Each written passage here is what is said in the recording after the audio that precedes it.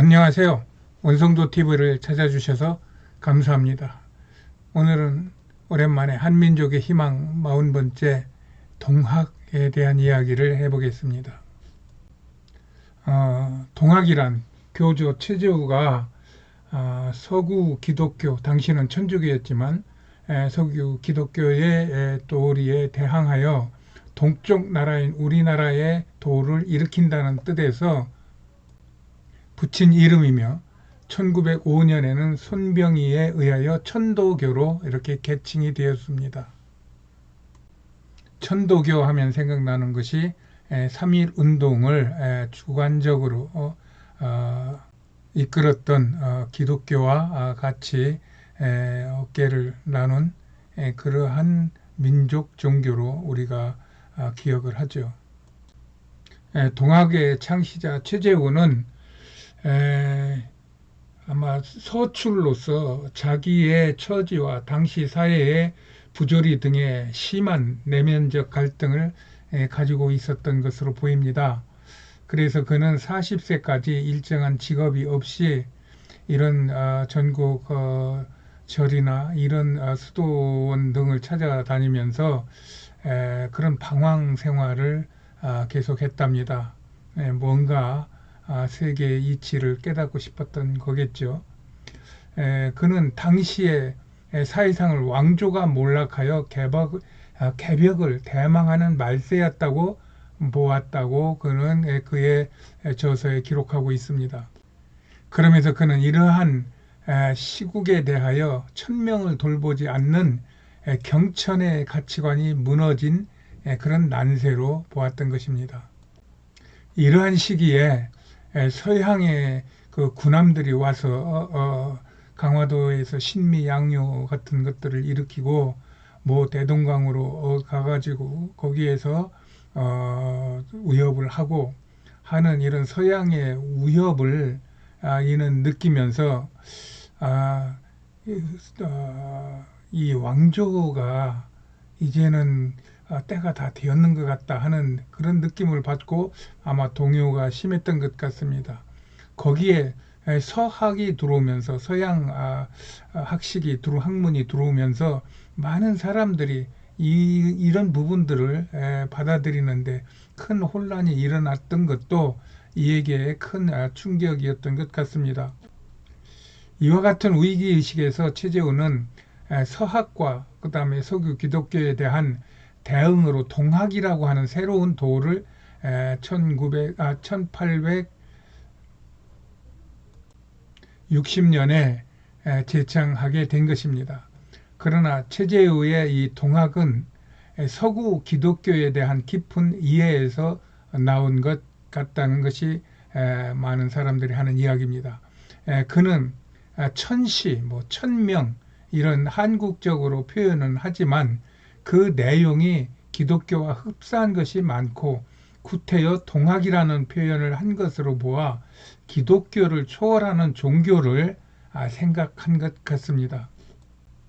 세계 역사에서 어떤 사상이나 운동에 큰 사상이나 운동이 시작되는 것은 그냥 우연히 일어나는 일이 아닙니다. 그런 시대적 배경과 또 그것에 맞는 합당한 어떤 인물이 나타나는데 그 인물들은 그들이 하나님을 믿든 안 믿든 간에 어떤 태어날 때부터 특별한 그런 재능과 기능과 그런 어떤 위력이라고 해야 되나요? 이런 것들을 타고나는 것 같습니다. 이거는 성경 역사 안에서도 그렇고 또 인류 역사 안에서도 그렇습니다. 소위 천재 영웅들이 태어난다는 얘기입니다. 그래서 난세에 영웅이 난다는 말도 있는 것 같습니다. 이 최재우의 종교적 체험도 그런 것 같습니다. 그는 한 20살부터 40살까지 적어도 20년 가까이 이렇게 산천을 돌아다니면서 도대체 인생이란 무엇인가, 우주 만물이라는 건 무엇인가, 사회 질서라는 것은 무엇인가, 왜 봄, 여름, 가을은 있는가, 이런 것들만 생각하고 정리를 하는 사이에 어떤 큰 은혜를 입은 것 같습니다. 그의 말에 따르면은 만고 없는 무국대도를 맞으면 갑자기 몸과 마음이 떨리고 무슨 병인지 가늠할 수도 없는 강령적인, 그러니까 신이 임하는 그런 인격 전환의 순간에 하늘에서 들려오는 소리를 듣게 되고 또 그 소리에 문답하는 것으로 되어 있습니다. 기독교의 성령 체험과 똑같습니다. 그는 확실한 영적 체험을 한 영과 육이 열려 있었던 사람이 분명합니다. 이런 사람들이 세계를 볼 줄 알고 또 세계를 이끌 때 많은 세상의 사람들이 그를 따르게 되고 그가 만약 정의로운 힘의 이끌림을 받는다면 그로 인하여 세계는 평화가 오게 되는 것입니다. 제가 자주 말하는 알렉산더, 스파르타쿠스, 아틸라, 징기스칸, 무슨 광개토 대왕 이런 분들은 말할 것도 없고 또한 성경에 나오는 종교개혁자 마르틴 루터 아니면 칼빈 또 아니면은 D.L. 무디 또 아니면 성경에 나오는 바울 이런 모든 사람들이 그런 어떤 특별한 하나님의 은혜를 입고 그 은혜에 따라서 살았던 사람들이라고 저는 보고 있는 겁니다. 그 중에 우리나라에서 그 최재우 같은 사람이 그런 종교적인 체험을 함으로 인하여 그를 따르는 많은 사람들이 생겼고 또 그로 인하여 동학이라고 하는 그 종교적인 그러한 단체가 생긴 것입니다. 여기에 저는 전광훈 목사도 넣고 싶습니다. 그가 일개 목사로서 그렇게 어마어마한 사람들을 군집시킬 수 있었고 하는 것은 그의 능력이 절대로 아닙니다. 하나님께서 그에게 그를 통하여 품어져 나가는 어떤 영적인 기운이 있으니까 그것이 그렇게 되는 거지 그게 돈으로 되는 겁니까? 대통령이 명령한다고 됩니까? 인류 역사에 그런 일이 있었습니까? 그래서 사람들은 아무리 아니라고 해도 우리는 하나님의 살아계심을 믿고 그의 감동과 또 그가 가르쳐주는 대로 길을 가서 또 그가 이끄는 대로 이끌림을 받는 자가 세상에 큰 일을 할 수 있는 것은 분명한 사실입니다. 1861년부터 최재우는 득도 체험을 기초로 하여 한편으로 경전을 짓고 다른 한편으로는 강령 그러니까 신을 체험하는 방법을 만들어 시천주 즉 천주를 섬기는 천주를 모시는 그러한 신앙을 중심으로 모든 사람이 내 몸에 천주를 모시는 입신에 의하여 군자가 되고 나아가 보국 안민의 주체가 될 수 있다는 경천사상에 바탕한 나라 구제의 신앙을 포교하였습니다. 이 포교에 뜻밖의 신도가 많이 모여들어 초기부터 동학 교문이 형성되면서 급속도로 발전하게 됩니다. 이것이 영적 체험한 사람들이 이끌어가는 특색입니다. 동학의 사상은 사진에서 보이는 바와 같이 유교, 불교, 기독교의 그 3교를 종합하여 그것을 우리 민족의 경천 사상과 구제를 민족 구제를 위한 민족적 염원이 담긴 동학의 교리를 만들어 서민들에게 이제 신앙심을 고취시키고 애국심을 고취시키는 그런 민족 종교 형태를 띄었습니다. 그리하여 사대부 양반 계층들이 평생을 갈고 닦는 유대교와는 유교와는 달리 무학의 서민들도 빠르게 입도하여 서민에게도 군자의 인격을 갖출 수 있는 인격적 자존의 길을 열어주었고 한편 서학에 대해서도 천시를 알고 천명을 받은 도임으로 막강한 힘을 가졌음을 인정하면서 거기에 있는 그런 어떤 교리와 또 거기에 있는 어떤 영적인 체험들을 상당히 관심 있게 이렇게 받아들인 것 같습니다. 반면에 최재우는 서구 기독교와 서학을 서양의 세력이 우리나라를 침략하는 위험한 존재로 파악했습니다. 즉 서학의 전례는 우리나라를 분란시키는 어떤 그런 문명적 위기를 맞게 할 것이라고 본 것입니다. 그러므로 동학은 천하의 붕괴 속에서 내 나라를 단위로 한 보국의 종교이고 또 안으로 인민의 새 사상이었다는 점에서 민족주의적 종교의 성격을 지니고 있습니다. 동학의 교세가 날로 커지자 조정에서는 동학도 서학과 같이 민심을 현혹시켰다고 하여 금하는 종교로 규정하였습니다. 이로 인해 최재우는 추장자들과 함께 붙잡혀 서울로 압송되었다가 1894년 봄 대구 가명에서 혹세무민죄로 시험에 들어 사형에 처해진 것입니다. 지금은 그곳이 카톨릭 순교관으로 운영되는 것 같습니다. 지금 보이시는 오른쪽 건물입니다. 최재형의 죽자 제2대 교주인 최시영은 사람 섬기기를 하늘같이 하라는 그런 교리를 추가하여 인간뿐만 아니라 모든 만물에 하늘에 내재한 것으로 보는 범신론적인 그러한 사상을 펼쳐서 사람들의 마음을 이렇게 사로잡았어요. 거기에다가 손병희는 더 나아가서 사람이 곧 하늘이다 라는 인내천을 동학의 그 종지 기본 교리로 선포하였던 것입니다.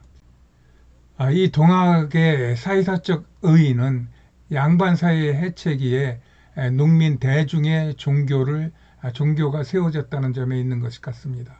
동학 사상과 동학 운동은 시민층의 반왕조적인 사회개혁 운동의 성격을 띠고 있었어요.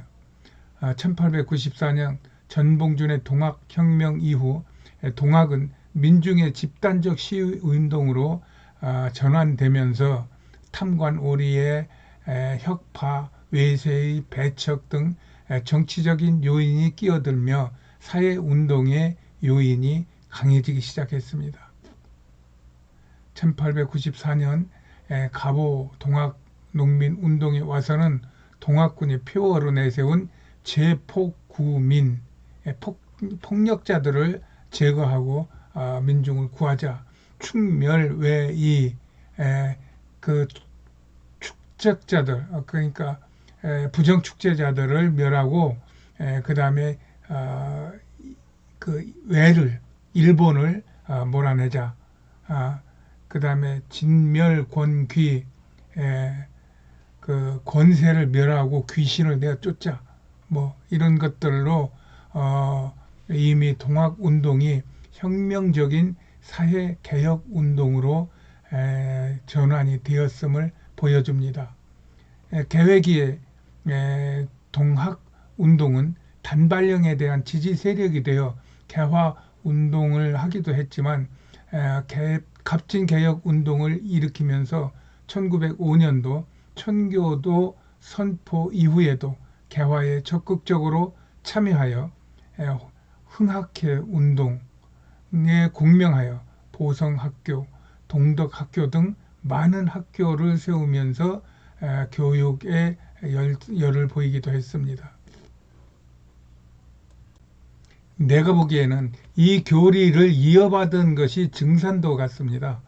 지금 이 도의 대표 설법자가 이 안경전이라는 분이에요. 저기 하얀 한복을 입은 분입니다.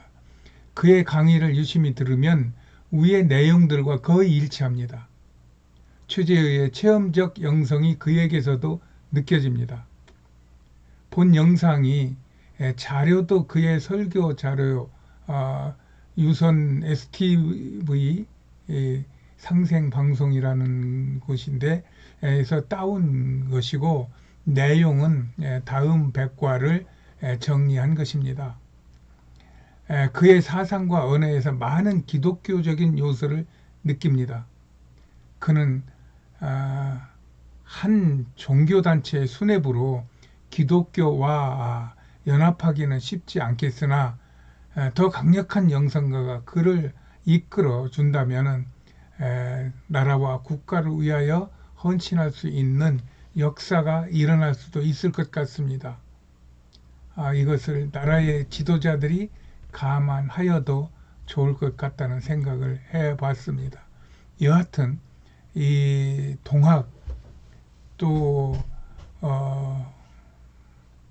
천도교 또 증산도 이런 것들은 기독교하고는 거리가 먼 것으로 보이지만 그 사상 깊이에는 기독교 영향력이 강력한 것 같습니다.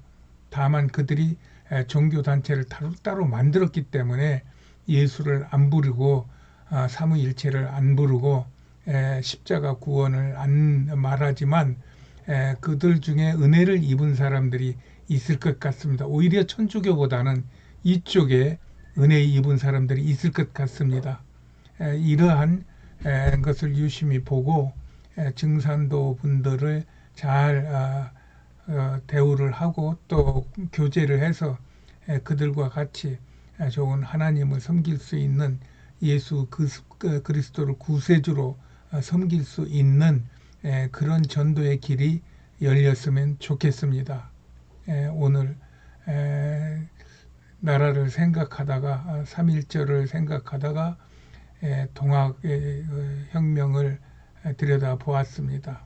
들여다보면서 참 조국에 미안한 마음이 많이 듭니다. 나의 70까지 조국에 일어난 이런 좋은 운동과 그런 정신을 우리가 좀 더 알고 젊은 시절을 보냈으면 하는 그런 안타까운 마음도 있었던 시간입니다.